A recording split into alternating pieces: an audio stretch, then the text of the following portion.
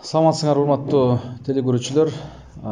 Бүгүн бизде Борбордук телеканалдан ошол жеке маалыматтарды коргоо боюнча сөз кылмакчыбыз. Ал эми ошол мамлекеттик жеке маалыматты коргоо агенттигинин башкы инспектору Турсун Мамбетакунова бизде мейманда. Саламатсызбы? Саламатсызбы.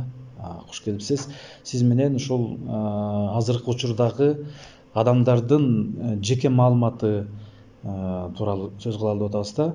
Акыркы учурларда ар кандай приложениялар пайда болду. Деги эле ошол адамдын купуялуулугун сактоо дээрлик мүмкүн болбой баратат да. Баардык жерге барсаң адамдын жеке маалыматын сурайт. Анан ошону деген тескери жакка буруп колдонуп кеткендер да бар да. Ошол жеке маалымат деген эмне өзү? Рахмат сурооңуздарга.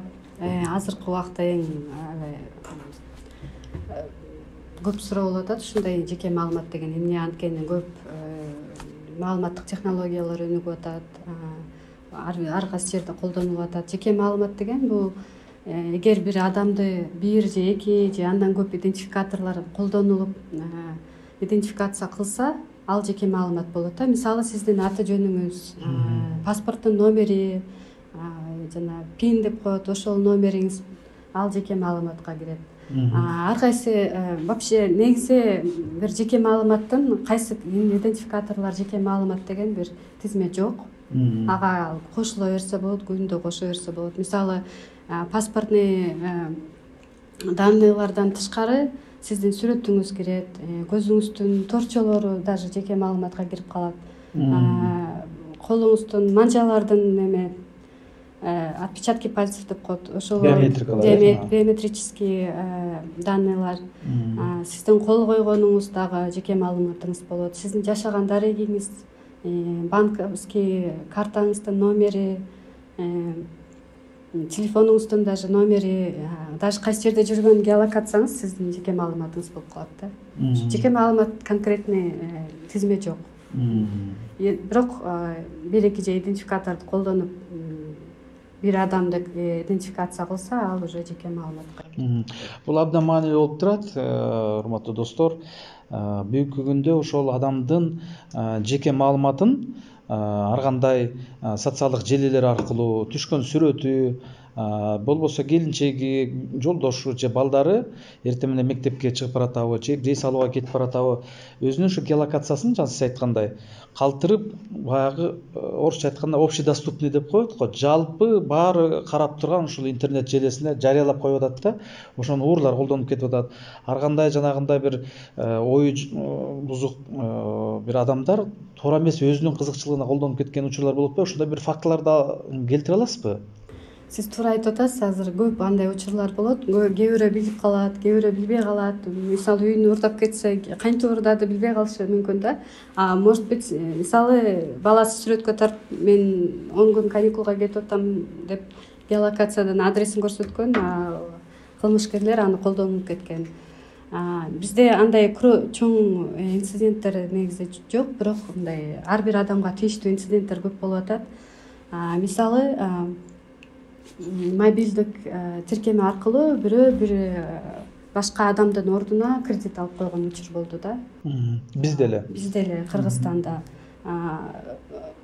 алып жана паспорттун копиясын эле чыгарып алган, тиркемеге киргизип койду. Мен ошол киши менде эле жазып туруп, бир жактан карасаң маалыматтары, технологиялары өнүгүп атат. Кишиге аябай мындай ыңгайлуу болуп, доступ болуп атат, бирок бир жагынан ушундай ыңгайсыз учурлар болуп кетет да. Бирок аны ар бир адам өзүнүн жеке маалыматына, жеке мүлкүнө карагандай бир көрүш керек да, чаралардычы. Этияттык колдонуш керек. Көп жеке маалыматын киргизбеш керек. Мисалы жана паспорттун копиясын жөнөтүүчү дегенде WhatsApp аркылуу же башка мессенджер аркылуу жөнөтпөй эметиш керек да. Ортодо может аркы киши алышы мүмкүн, ортодо WhatsApp аркылуу да ким кандай кылып атат билбейбиз да. Анткени WhatsApp мисалы ал приложение, мобилдик тиркеме, ал биздики эмес.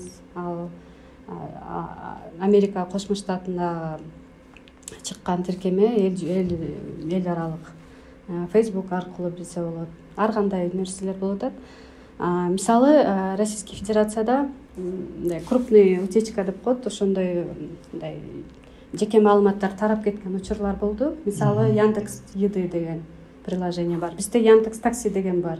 Андай утечка болуп элек, бирок бизге деле Яндекс Таксиге аты жөнүбүздү жазабыз, кайсы адреске кетебиз, күндө кайсы адреске баратабыз, уже немеде сакталат да.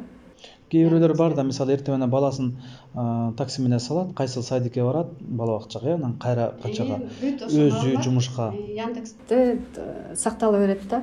Ал маалымат кимге жөнөтүлөт биз билбейбиз. Бизде бирок андай Российский Федерацияда ошондой утечка болгон. Даже военныйлардын маалыматы, кандай тамак жейт, аты жөнү, телефону, кайсы адресте кандай тамак заказ кылганы белгилүү болуп калган да, бүт интернеткечи. Ошондой аябай ыңгайсыз эме болгон. Андан кийин гемотест деген бар, аларда медицинский клиника. Мартта эле буквально ошондой утечка болгон. Анда 31 миллион жеке маалымат ачыкка чыгып кеткен. Аты жөнү, эмне менен ооруйт, кайсы анализ чыкты, кандай чыкты, бүт тарап кеткен да. Мисалы мен бир клиникага эметсем, барсам, мен анализимде бирөө билгенин каалабайм да. Ошондой ачык чыгып кетиши мүмкүн. Бизде деле бар андайлар, бирок бизде андай утечка боло элек. Мелкий мондай немелер болуп атат да, жанагындай приложение аркылуу бир кредит алган. Бирөө ойлошу мүмкүн, мен мындай эле нерсе депчи, может акчаны алды, бирок ал бир адамга ал бир айлык маянасы болуп калышы мүмкүн да. Бир ай иштеп тапкан акчасы. Бул абдан олуттуу мындай карай турган маселе экен да, демек. Жанагы медицина тармагы боюнча, мына бүгүн биз азыр ушул цифрага өтүп атабыз, цифралык технологияга өтүп атабыз деп, дүйнөлүк 21-кылым бул цифровой технология өнүккөн заман, биз ушу киришибиз керек деп бир жагынан уралап кол чапканыбыз менен, экинчи жагынан адамдын баскан турганы, каяка барганы, эмне кылганы бар тең башка бир адамга мындай ачык айкын болуп калып атканы кичине кооптуу болуп атат да. Кайсыл мекеме өзүн ошол жооптуу катары адамдын жеке ошол маалыматын сактап чыгарбай, ошону канчалык сакташ керек? Чыгып кетсе кандай жоопко тартылышы мүмкүн? Ар бир жеке мамлекеттик органдар, жана юридикалык уюмдар алар сактаганга неме иш-чараларды көрүш керек да. Алардын укугу бар чогултканга. Если биз бирөөнө кайрылып мондай өзүбүз берсек макул. Негизи ар бир адам өзүнүн жеке маалыматынын өзү гана укугу бар да, өзү жеке неме укугу бар. Ал ошого макул берем же бербейм деп өзү чечиш керек. Если ал бербесе, башка уюм анын жеке маалыматын чогултууга укугу жок. Биринчиден, уюмдар чогулткан мекемелер ар бир жарандын жеке макулдугун алыш керек.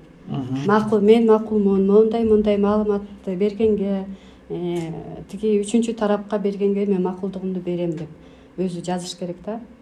Андай макулдугу жок, эч ким андайга колдонууга укугу жок. Силердин агентство кандай иштер жүргүзүп атат ушул боюнча бүгүн? Биз мисалы агентство жеке маалыматты коргоо боюнча агенттик түзүлдү. Ошо жеке маалымат, ар бир жарандын жеке маалыматтарын коргоо үчүн түзүлдү да.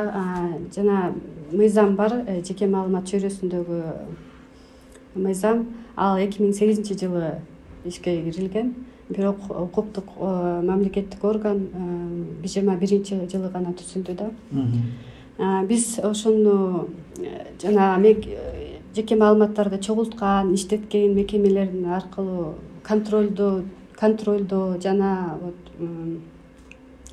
надзор кылган агенттик болуп эсептелебиз да. Аларды биз мыйзамды туура колдонуп атабы, жеке маалыматты бузулбаганга аракеттерди кылып атабы, туура үчүнчү жактарга мыйзамсыз берип атабы, ошолорду биз контроль жүргүзүш керек да. Мисалы мамлекеттик мекемелерден сырткары жеке менчик мындай ишканалар бар да, мисалы май куючу жайлар, керек болсо торт алып атсак дагы жана мобилдик тиркем аркылуу өзүбүздүн болгон каттообуздун баары бар да ошол жерде. Май куюп атсак дагы, торт алып атсак дагы, башка нерселер кылып атсак дагы адамдын жеке мындай купуялуулугу кирип кетип атпайбы? Ошол үчүн сиздер деген мамлекеттик ишканалардан сырткары жеке ушул тармактарды да кантип көзөмөлгө аласыздар? биз баардыгын көзөмөлгө алышыбыз керек. Жана жеке уюмдук мекемелерди дагы. Алар биринчиден мыйзам боюнча реестр деген бар. Жеке кармоочулардын реестри. Ар бир кармоочу жеке маалыматты мен алам, колдоном жана иштетем дегендер жеке маалыматтын кармоочулардын реестрине кириш керек мыйзам боюнча. Ал реестр элге жарыяланган, биздин официальный сайтыбызда жайгашылган. Ар бир адам кирип, биздин адресибиз tpa.gov.kg кирип эле кайсы мекеме биздин жеке маалыматыбызды алганга укугу бар, кайсы иштеткенге укугу бар, кандай жеке маалыматыбызды колдонуш керек деген неме маалымат бар болот да. Ар бир киши көрсө болот. Бул мисалы бул мындай Ромашка деген уюмдук деп коелу, юридикалык жак. Ал деген менин аты жөнүмдү алса болот экен, адресимди алса болот экен, реестрде бар экен деп. Это мындай орусча айтканда прозрачность, да. Ар бир жерге адам билиш керек. Ар бир адамдын маалыматын киргизбейт, общий кандай маалыматтар чогулат. Адреси болобу, номер телефона болобу, пин болобу, паспорттук данныйбы же отпечатка пальцевби ар бирөөнү мыйзам боюнча аныкталган, алдын ала билинген максат боюнча чогулуш керек да. Категориялар боюнча дагы айтып кетсеңиздер жакшы болот эле. Категория персоналдык жана мындай да категориялар бөлүнөт. Специальный категория деп коет. Алар атайын категориялар деп аталат мыйзам боюнча. Алар философский көз караш, политикалык көз караш же медициналык анализдер, данныйлар бүт атайын категорияга кирет. Анткени алар өтө купуялуу болуш керек. Жана именно этияттык колдонуш керек. Анткени мисалы медициналык анализдер көбүнчөсү ар кандай оорулар менен ооруйт. Алар билгиси бирөөлөргө жарыялагысы келбейт да. Мисалы мен мындай анализим чыкты же там спид же вирус менен ооруйм депчи. Алар особо секретный болуш керек, конфиденциальный болуш керек. Мындай да учурлар болгон. Биз көп мониторинг кылып атабыз азыр. Биздеги медицинский клиника азыр көп ошо маалыматтык технология өнүгүп атпайбы? Анализди онлайн билсек болот да. Бизге какой-то код берет, аны менен кирип анализибизди көрүп алабыз. Бирок ошо немеге до конца иштелип чыккан эмеспи? Бир 5 номерди эле любой киргизсек, бир башка адамдын анализдери чыгып атты да. Андай негизи болбош керек да. Биз азыр бирөө отуруп алып кечке пятизначный номерлерди киргизе берсе, толтура бир 50 миңдей анализди көрүп чыгарып алса болот да. Ага убакыт кетет, бирок андай бирок тиги адамдардын бүт баардык эмелери чыгып атат да, жеке именно жеке фамилия, имя, атын жөнү жазбайт, бирок именно вот любой набор цифр жазылса, анализ чыгат да. Алар ойлоп атат, биз номер бердик, там 35 45 56 депчи, ушу менен билсеңиз болот деп. Ал сизге жеке берилди, бирок башка адам аны башкача колдонушу мүмкүн да. Кирип сиздин анализиңизди чыгарып алып жеке жайылтып ийсе, уже терс ал адамдын тагдырына балта чабылып калат да, мындай алып караганда. Турсун Кубанычбековна, сизге ыраазычылык билдиребиз. Ушундай кыска нуска биздин жалпы коомчулукка ушундай маалымат бергениңиздерге. Мен ойлойм, сиздерге дагы көбүрөөк маалыматтык мындай элге түшүндүрүү иштери көбүрөөк болсун.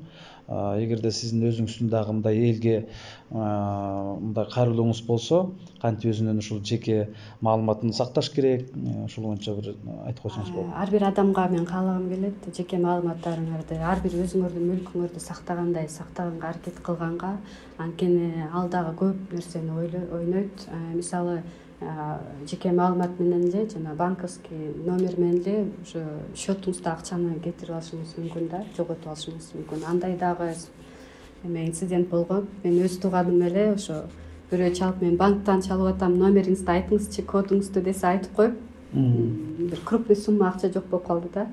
Аны уже биз таба албайбыз. Анткени башка за границада отурган адамдар эле чалып уже чыгарып коет да.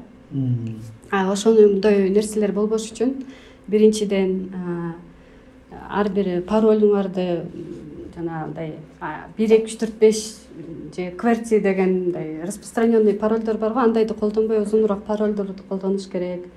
Жана ар бир адамга мессенджер же WhatsApp аркылуу паспортуңарды копияларын сүрөтүн жөнөтпөш керек. Особенно жана банковский карталардын эки жагынан сүрөткө тартып жөнөтүшөт да, кээ бир акчаны которчу десечи. Биягынан артынан дагы астынан да сүрөткө тартып жөнөтөт. Артында жана CV код деген болот. Ал CV кодду билсе, уже кылмышкерлер ал карта менен онлайн банкинг деген бар.